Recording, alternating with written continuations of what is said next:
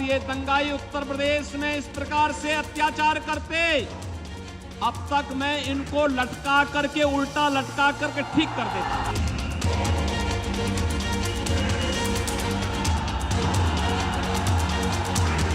आज का बंगाल वह सोनार बांग्ला नहीं है। इस बंगाल को दंगों की आग में कुत्सित झोंकने का कुत्सित जो प्रयास हो रहा है ना, बहनों और भाइयों, मैं उसी खतरनाक इशारे की ओर आपका ध्यान आकर्षित करने के लिए आया हूं। चुनाव के दिन हिंसा और खून खराबा और उसके बाद संदेश खाली में बरामद अवैध हथियारों के जखीरे से बंगाल में जबरदस्त संग्राम छिड़ा है। तृणमूल कांग्रेस बना बीजेपी के खिलाफ आक्रामक मोर्चा खुला। ऐसे में बंगाल के उन चुनावी अखाड़े में उतरे यूपी के सीएम योगी आदित्यनाथ।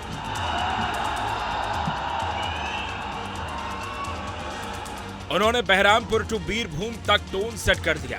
योगी ने सबसे पहले मुस्लिम बहुमूल्य बहरामपुर में दस्तक दी, जो कांग्रेस के दिग्गज नेता अधीर रंजन चौधरी का गढ़ है।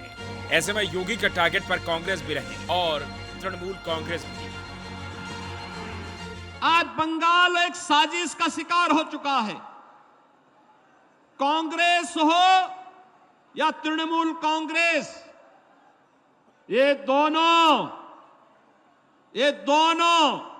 एक ही थैले के चट्टे बट्टे हैं। कांग्रेस और तृणमूल कांग्रेस का ये गठबंधन आपको ठगने के लिए आया है, गुमराह कर रहा है।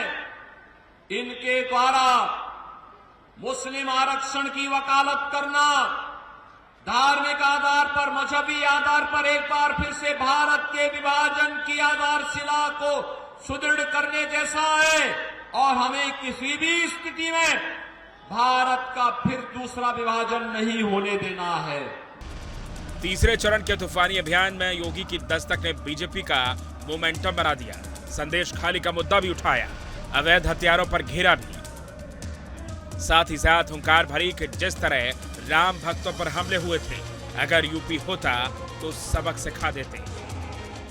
न तो रामनवमी के अवसर पर और न ही नवरात्रि के अवसर पर ही उत्तर प्रदेश में कोई दंगा नहीं होता।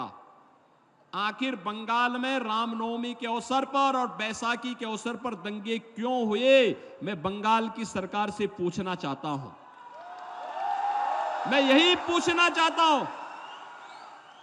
और इन दंगाइयों के खिलाफ यहां की सरकार ने कार्रवाई क्यों नहीं की? इन दंगाइयों के खिलाफ कार्रवाई क्यों नहीं की? बहनों और भाइयों, अगर ये दंगाई उत्तर प्रदेश में इस प्रकार से अत्याचार करते, अब तक मैं इनको लटका करके, उल्टा लटका करके ठीक कर देता। बीजेपी में ब्रांड मोदी शाह की तरह योगी भी खूब डिमांडिंग है। टफ से टफ सीट पर मोमेंटम बनाने में योगी बीजेपी के लिए उपयोगी साबित हुए हैं। ऐसे में जब तीसरे चरण की सीटों को साधने की बारी आई तो बीजेपी ने योगी को मैदान में उतार दिया। आपको बता दें कि तीसरे चरण में जिन 8 सीटों पर वोटिंग होनी है, उसमें मुर्शिदाबाद जिले की बहरामपुर सीट, आसनसोल, बीरभूम, कृष्णानगर, रानाघाट, बर्धमान ईस्ट, बर्धमान दुर्गापुर और बोलपुर सीटें शामिल हैं। 2019 के चुनाव में इन 8 सीटों में 5 पर तृणमूल कांग्रेस का कब्जा हुआ था, जबकि बहरामपुर सीट पर अधीर रंजन चौधरी ही जीते थे और मथुआ समाज के गढ़, रानाघाट और बर्धमान ईस्ट सीट पर बीजेपी का कमल खिला। तीसरे चरण में अधीर रंजन चौधरी, महुआ मोइत्रा, अमृता रॉय, शताब्दी रॉय, एसएस आहलूवालिया जैसे हाई प्रोफाइल चेहरों की सियासी किस्मत का फैसला भी होगा। टारगेट 30+ की रणनीति को धार देने के लिए बीजेपी ने आर पार की लड़ाई छेड़ रखी है। तो बंगाल की धाकड़ दीदी भी लगातार कैंपेन को साध रही हैं। 40 लोकसभा सीटों वाले बंगाल में धाकड़ दीदी ने नॉर्थ वेस्ट एक कर दिया है।